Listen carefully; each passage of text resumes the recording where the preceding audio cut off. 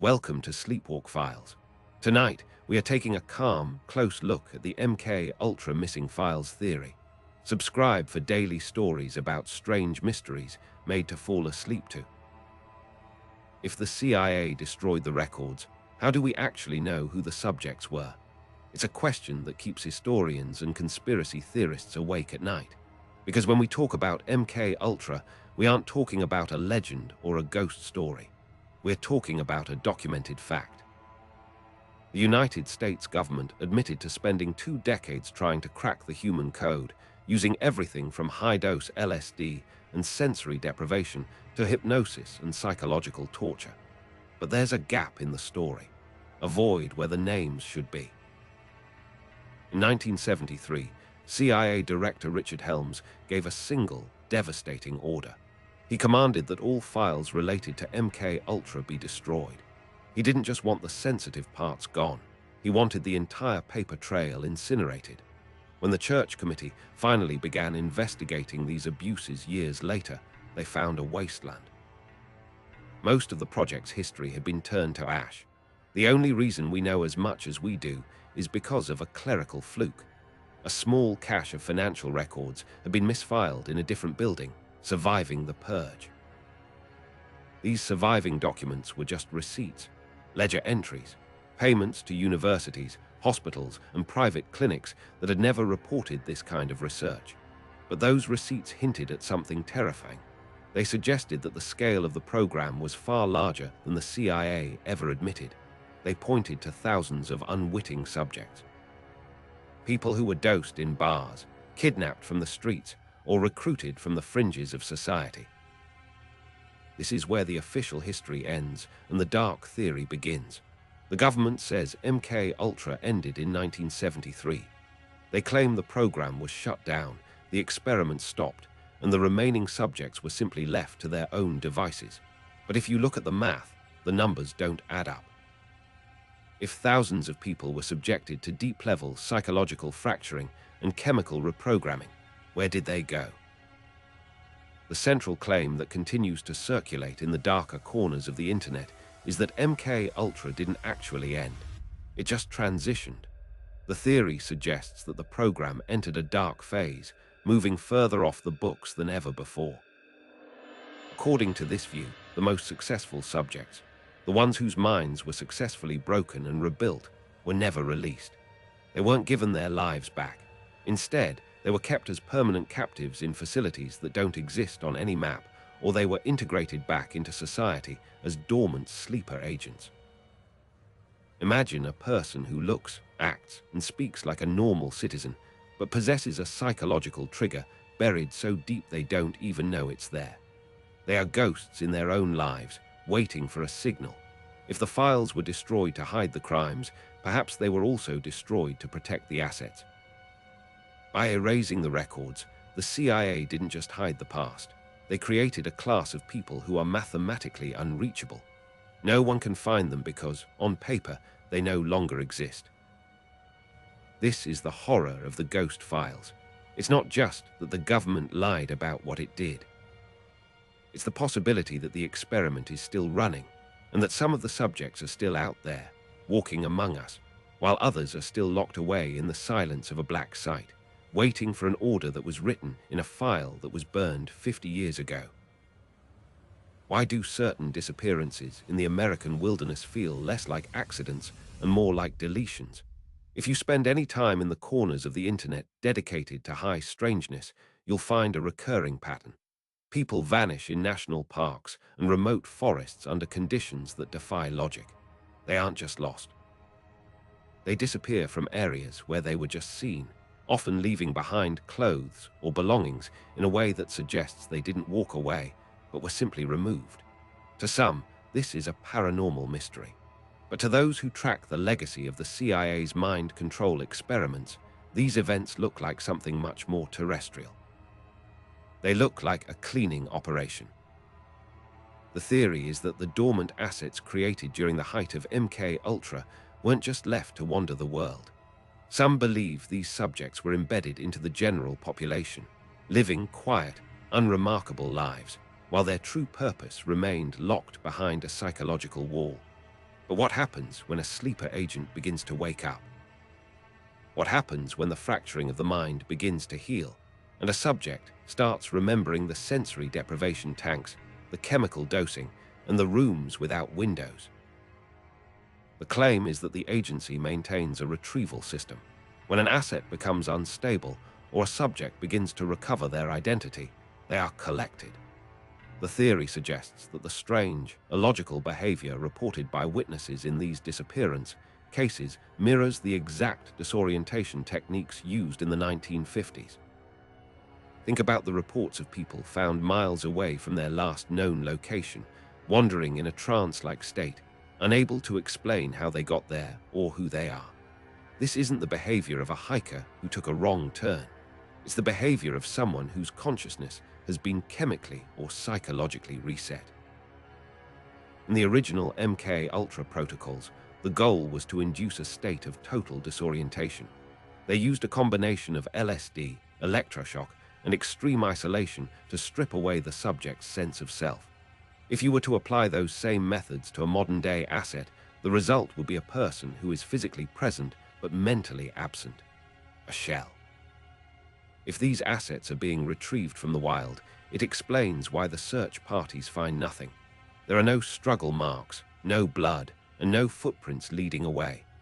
The subject didn't fight because they were already under the influence of a trigger or a sedative that rendered them compliant. This pattern transforms the wilderness from a place of nature into a convenient shroud. A forest is the perfect place to conduct a retrieval because the environment is already chaotic. A missing person in a city is a police report. A missing person in the mountains is a tragedy of the elements. It provides the perfect cover for a program that needs to operate in total silence. The people obsessed with these patterns point to the missing 411 phenomenon as a modern map of the program's continuing reach. They argue that the sheer number of disappearances in specific, remote regions suggests a coordinated effort to manage a population of engineered humans. Are these people victims of a forest, or are they the surviving fragments of a Cold War experiment that never actually stopped? The idea is simple and terrifying. The wilderness isn't swallowing these people. The government is just taking back its property. Was Frank Olson a failed experiment, or was he a warning? To understand the darker side of this program, you have to look at the man who became its most famous casualty. Frank Olson wasn't a random street person or a prisoner. He was a high-level bacteriologist working for the US Army Biological Warfare Laboratories at Camp Detrick. He was an insider. He knew the secrets of the state. But in 1953, his colleague, Sidney Gottlieb, the chief of the CIA's mind control efforts, decided to use Frank as a test subject. Without Olson's knowledge, Gottlieb covertly dosed him with LSD. It wasn't a controlled clinical trial. It was a psychological ambush. For 9 days, Olson spiraled. The drug didn't just cause hallucinations, it tore through his sense of stability. Then, in a sudden and violent end, Olson was found dead on the sidewalk outside a hotel in New York City. The official story was that he had jumped from the 13th floor. A suicide, the government claimed. Case closed. But here is where the theory takes a darker turn. Some believe Olson didn't jump because he was depressed, but because he had started to remember. The claim is that the brutality of MKUltra wasn't just about the science of control, but about the science of silence. If a subject regained their memory, if the mental walls the CIA had built began to crumble, that subject became a liability. The theory suggests that Frank Olson's death established a precedent for the program: permanent removal.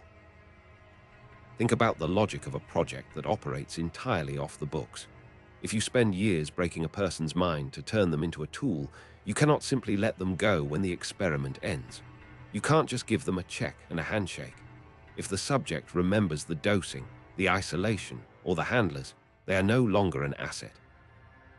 They are a witness. In the world of Sidney Gottlieb, a witness is just a problem that needs to be solved. The suspicious details around Olson's death only fueled the fire. Years later, it was revealed that the government had lied about the circumstances of his fall. They had even staged a fake funeral to keep the truth hidden. This raises a chilling question. If they were willing to go to such lengths for one scientist in 1953, what happened to the thousands of other subjects who were less prominent? The theory posits that the permanent removal seen in the Olsen case became a standard operating procedure. If a subject became unstable or, worse, too lucid, they weren't released back into society. They were shifted. They were moved from the active list to a dark list. This is where the idea of the permanent captive comes from. The belief that there is a hidden population of people who were deemed too dangerous to be free, but too valuable to simply kill. Was Olsen a mistake, or was he the first example of what happens when the program decides a subject has seen too much? When you look at the cold, calculated way the CIA handled his death, it stops feeling like a tragedy and starts feeling like a blueprint. A blueprint for ensuring that the secrets of the lab stayed in the lab, no matter the cost. If you take a human mind and break it into pieces, you don't just throw away the shards when the project loses its funding. You keep them. But the question is, where do they go? There is a persistent, unsettling theory that MKUltra didn't just vanish into the shredders of 1973, but instead evolved. The claim is that the program merged with the private sector, moving away from crude drugs and into the world of high-end aerospace and intelligence hybrids. Some call it the Tesseract Matrix. The idea is that the CIA realized the government was too clumsy to manage a permanent class of engineered humans. To keep the project alive, they allegedly shifted the research into the hands of private contractors and billionaires who operated outside any congressional oversight. This is where the story gets strange. In the darker corners of intelligence forums, people talk about a cleanup process. They point to the sudden, unexplained disappearances or deaths of secret aerospace architects and military scientists, people who weren't just engineers, but the designers of the systems used to control these assets. When you look at the map of where these theories converge, certain locations keep appearing. Take Zorro Ranch in New Mexico. On the surface, it was a massive private estate owned by Jeffrey Epstein. But to those tracking the evolution of mind control, it looks like something else entirely. The theory suggests that places like Zorro Ranch weren't just for hedonism or blackmail, but served as modern-day black sites. A place where the engineered humans, the successful results of the old MKUltra experiments, could be housed, maintained, and utilized far away from any official government ledger. Think about the logic of it. If you have a subject who has been conditioned to be a perfect sleeper agent, or a person whose consciousness has been fragmented to hold secrets that could topple a government, you can't just let them walk home to the suburbs. They become a liability the moment they step outside a controlled environment. The Tesseract Matrix theory posits that these individuals were moved into a shadow infrastructure, funded by private wealth and managed by a small circle of intelligence elites. The overlap is too specific to ignore for some. You have the disappearance of NASA scientists, the sudden silence of military specialists in plasma fusion, and the existence of estates that are essentially fortress cities in the middle of the desert. The claim is that the science of MKUltra moved from the basement of a university to the cutting edge of aerospace technology. They weren't just trying to erase memories anymore. They were trying to build a new kind of human, one that could be interfaced with technology or triggered by signals we can't even perceive. It turns the Cold War horror of the 50s into a modern corporate nightmare. It suggests that the subjects who never came home weren't all killed. Some were simply upgraded. They were moved into a world of private jets and hidden bunkers, becoming ghosts in a machine that owns the very air we breathe. If the Tesseract Matrix exists, it means the experiment never actually stopped. It just changed owners.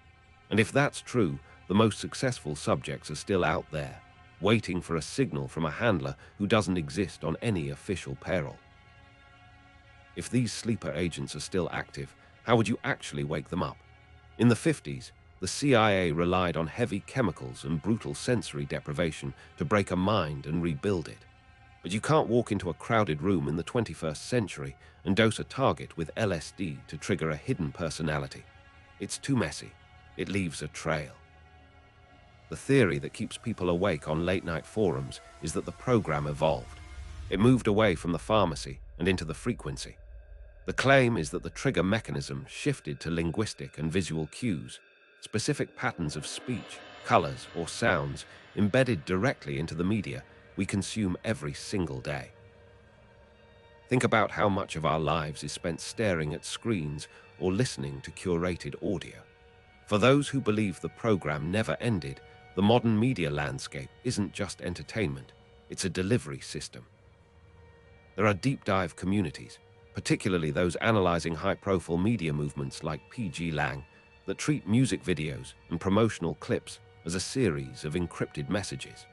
They point to the Book of Truths theory, suggesting that certain artists and directors are actually participating in a massive, public-facing alternate reality game.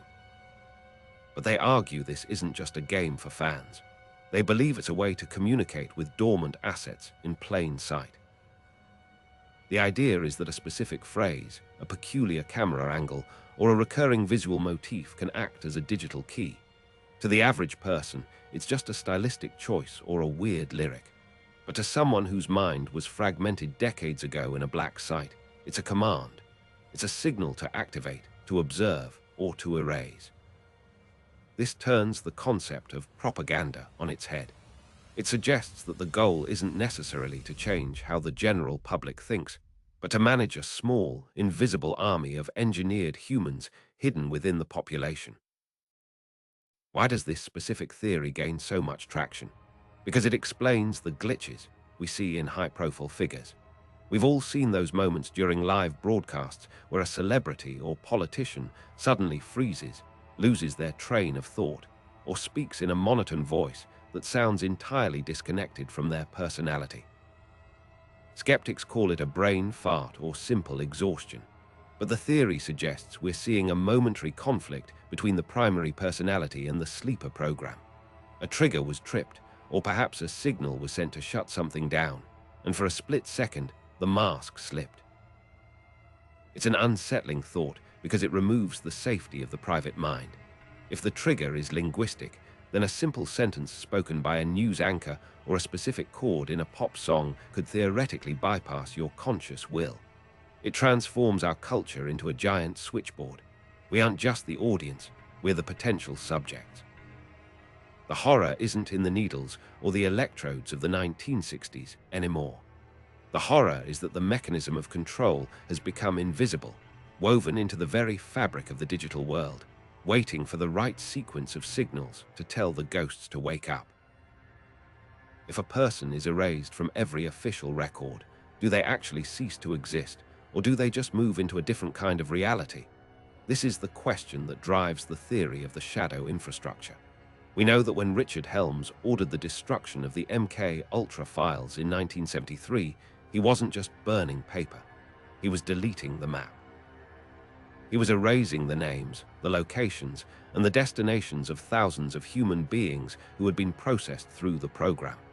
The official narrative says the project ended, but the theory suggests that the project didn't stop, it just went off book. Think about the logistics of a program this size. You can't just release 1,000 people whose minds have been systematically fragmented and then tell them to go back to their suburban lives without a trace. Some subjects were too broken to return, and others were too valuable to let go. The claim is that the CIA transitioned these assets into a hidden network of black sites, facilities that exist outside of any government ledger, funded by money that doesn't officially exist. This isn't just wild speculation. If you look at the small cache of financial records that survived the 1973 purge, you find a disturbing pattern. There were massive sums of money flowing into universities, hospitals, and private research clinics that never reported any such research to the government. Where did that money go? Who was paying for the electricity, the food, and the medical care for people who weren't listed on any census? The theory suggests these institutions acted as fronts, providing a legal veneer for holding cells, where the most successful subjects were kept in a state of permanent suspension. Then there are the bunkers.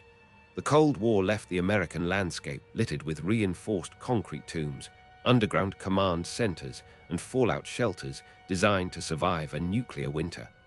Many of these were officially decommissioned, but rumors on intelligence forums suggest that some were repurposed. These are the places where the permanent subjects reside.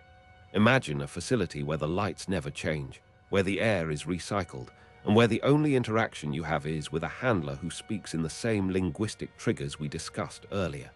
In these spaces, time doesn't exist. You aren't a citizen, you're an asset in storage. Some believe this infrastructure expanded into the private sector. There are persistent claims about dark estates and remote ranches, like the infamous Zorro Ranch, where the line between government intelligence and private wealth becomes blurred. The idea is that the government outsourced the maintenance of these subjects to private contractors to avoid congressional oversight. If a subject is held on private land under private contract, they effectively vanish from the world. They become ghosts in a machine that has no off switch. Why does this bother us so much? Because it suggests that there is a hidden geography beneath our feet. It implies that while we walk through our cities and parks, there are people just a few hundred feet below us, or hidden in plain sight in a repurposed wing of a quiet hospital, who have been waiting for a command for 50 years. They are the living remnants of a war that never ended, held in a shadow infrastructure that is designed to be invisible. The records are gone, the witnesses are silent, and the bunkers are sealed. But the money kept moving, and as long as the funding exists, the subjects must be somewhere. But if this shadow infrastructure is real, why hasn't a single one of these permanent subjects ever walked out of a bunker and into a police station? Why is there no whistleblower from the inside, no leaked photograph of a cell, and no deathbed confession from a handler? It's the question that brings us to the rational silence. The skeptical explanation suggests that the never left theory isn't a map of a secret government program, but rather a map of our own collective trauma. Think about the psychological weight of what we actually know. We know that the CIA did this. We know that Sidney Gottlieb and his team spent years dosing unwitting citizens with LSD and breaking their minds in the name of national security. When the public discovered the truth during the church committee hearings, it didn't just reveal a crime. It shattered the basic assumption that the government wouldn't experiment on its own people. Once that trust is gone, the mind starts to fill in the blanks. Psychologists call this pattern matching. It's a natural human instinct to find a narrative that explains a series of unrelated tragedies. When we see a report of a strange disappearance in a national park, or a person vanishing from a locked room, the brain looks for a cause. For some, the cause is a predator or an accident. But for those haunted by the legacy of MKUltra, the cause is the agency. The theory that these people are being cleaned up or retrieved from dormancy becomes a way to make sense of the senseless. It turns a random, terrifying tragedy into a structured conspiracy. In a strange way, the idea of a secret facility is almost more comforting than the idea that people can simply vanish into the woods for no reason at all. Most of the evidence cited for the program's continuation doesn't come from declassified memos or court documents. Instead, it lives in the deep corners of the internet. It's found in unverified forum posts on sites like Reddit, where users analyze the linguistic triggers in a music video or claim that a specific celebrity is a sleeper agent. These communities often treat alternate reality games or cryptic marketing campaigns as coded messages from the intelligence community. They see a pattern in the noise because they are looking for it. They've taken the proven horror of the 1950s and projected it onto the digital age. The skeptics argue that the dark phase of MKUltra is a modern myth, a ghost story we tell ourselves because the real story was so disturbing. They point out that maintaining thousands of captives for 50 years would require a logistical effort that's almost impossible to hide in the age of satellite imagery and leaked emails. They argue that the program didn't evolve into a high-tech matrix. It simply failed. The experiments were often chaotic, the results were inconsistent, and the science was more like torture than engineering. But this rational silence creates its own kind of tension. Because the CIA director ordered the files destroyed in 1973, there is no one left to officially say, "No, there are no subjects left." The void where the records should be acts like a vacuum, sucking in every unsolved mystery and every strange coincidence. Even the most skeptical observer has to admit that the absence of proof isn't the same as proof of absence. We are left in a grey zone where the truth is hidden by a shredder, and the only thing remaining is the feeling that something is still out there, waiting for a signal. If you were to walk into the National Archives today, you would find a gap. Not a physical hole in the floor, but a void in the record. A silence that spans thousands of lives. The question that keeps the theorists awake isn't whether MKUltra happened, but why the destruction of the files was so absolute. When Richard Helms ordered those documents shredded in 1973, he didn't just burn paper. He erased the identities of the subjects. He deleted the exit dates. He made it mathematically impossible to prove that every single person who entered those basement labs ever walked back out into the sunlight. This is why the theory of the permanent subject is so sticky. It's not based on a leaked memo or a whistleblower's testimony, but on the terrifying logic of a missing ledger. In any other government operation, there is a paper trail. There is a discharge form, a medical release, or a death certificate. But for the most successful assets of the dark phase, the trail simply stops. If the CIA created a person who could be triggered by a phrase or a visual cue, would they really just let that weapon wander back into the suburbs? Or would they keep them in the grey space, tucked away in repurposed Cold War bunkers or private estates that don't appear on any official map? The dread doesn't come from the things we know, but from the things that cannot be disproven. We can look at the church committee hearings from the 70s and see the horror of what was admitted. We can read about the drugging of unwitting citizens and the psychological torture used to break the human will. But those hearings only touched the surface. They dealt with the failures. The successes, the ones who actually became the tools the agency wanted, would have been kept even deeper in the shadows. When people today scour the internet, looking for patterns in the behavior of public figures or analyzing the strange, disjointed nature of modern media, they are reacting to a permanent scar on the American psyche. We know the government is capable of this. We have the receipts for the brutality. So, when we see a person vanish without a trace in a national park, or we notice a jarring, coded message in a high-budget music video, the mind leaps back to the only precedent we have. We go back to the labs, the sensory deprivation tanks, and the missing files. The haunting reality is that the truth is now unreachable. The shredders did their job too well. We are left with a legacy of distrust that functions like a low-frequency hum in the background of modern life. It's the feeling that there is a hidden layer to the world, a secret architecture of control where the subjects of a 50-year-old experiment are still playing their parts. Is it possible that the program simply failed and faded away? Likely. But in the absence of the files, the ghost of MKUltra continues to grow. It lives in the gaps of our history, feeding on the silence of the archives. As long as there are names that were never recovered and lives that were never accounted for, the theory will persist. Because the most frightening thing isn't the idea that the experiments are still happening. It's the idea that they succeeded, and we are simply living in the world they designed. If we follow the money, the trail doesn't end at the shredders in 1973.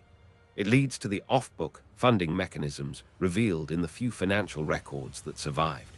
These documents showed a strange flow of capital toward universities and private hospitals that never officially reported any mind control research. This creates a haunting possibility. What if the subjects weren't just released or killed, but transitioned into a private sector of control? Some researchers on fringe intelligence forums point to a modern evolution they call the Tesseract Matrix. The theory suggests that the psychological breaking techniques of MKUltra were merged with advanced aerospace and intelligence technology. They claim the program moved out of government basements and into the hands of private billionaires and shadow architects. One specific location that keeps surfacing in these discussions is Zorro Ranch. The rumors suggest that the estate wasn't just a playground for the elite, but a hub for cleaning assets and managing a new class of engineered humans. There are claims of a systematic cleanup occurring as recently as the last few years, targeting the very scientists and architects who built these systems. Names like Amy Eskridge and other missing military or NASA personnel are often cited in these circles. The allegation is that when a subject or a creator becomes a liability, they don't just disappear. They are retrieved. This ties back to the strange patterns seen in national parks, where people vanish in ways that defy logic, leaving behind no tracks and no clues. To a believer, these aren't random accidents, they are retrievals. Then there are the visual clues. In the deep corners of the web, people analyze modern media, from high-budget music videos to the cryptic output of creative collectives like P.G. Lang. They look for linguistic triggers, specific phrases, or jarring visual cuts that they believe act as activation codes for dormant assets. They point to the Book of Truths and the intersection of pop culture and intelligence propaganda as a way to manage a population that has been conditioned for decades. Is it possible that the subjects who never left are actually hiding in plain sight? That the sleeper isn't a spy in a trench coat, but a public figure whose disjointed behavior is actually a symptom of a fractured psyche, held together by triggers? Of course, the skeptics will tell you this is just pattern matching. They'll say we are taking the very real horror of the 1950s and stretching it over the modern world because the void of the missing files is too uncomfortable to face. But as long as there are names that were never recovered and budgets that were never explained, the shadow of the lab remains. We are left wondering if the experiment ever actually stopped, or if we are simply the latest version of the test. If you enjoyed this episode, subscribe to Sleepwalk Files to stay up to date with new mysteries and long videos to fall asleep to every night.